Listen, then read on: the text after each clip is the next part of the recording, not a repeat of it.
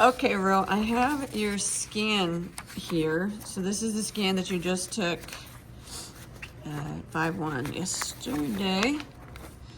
And it's versus your scan that you took on 4/4. So we'll just call it a month's time. So you had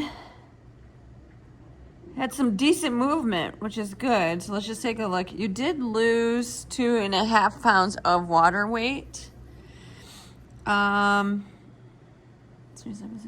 Which is probably a good thing, but that affects what it looks like in terms of losing body fat and muscle cells. So your net loss is 4.6 pounds, but 2.6 of that is water. And then the other 2 pounds is, you did lose a tiny bit of muscle cells, 0.5 pounds of muscle cells, but I'm not really worried about that.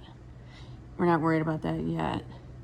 And because you only lost 0.3 pounds of skeletal muscle mass. No, that's not correct. You lost 1.3 pounds of skeletal muscle mass. So the water fluctuation can affect, like, making it look like you lost muscle too. When you lose that much water, it could make it look like you lost muscle cells. So we'll keep an eye on it. I'm not super concerned about that yet.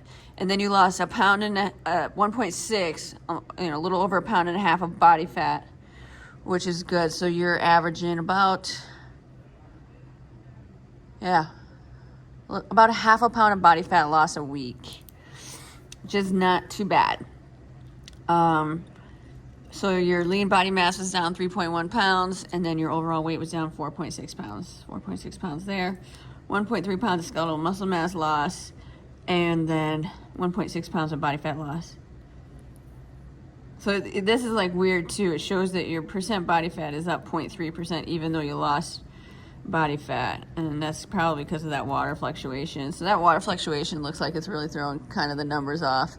So maybe if you can scan again next week, in the beginning of the week, let's see how that compares just in terms of the numbers being thrown off a little bit.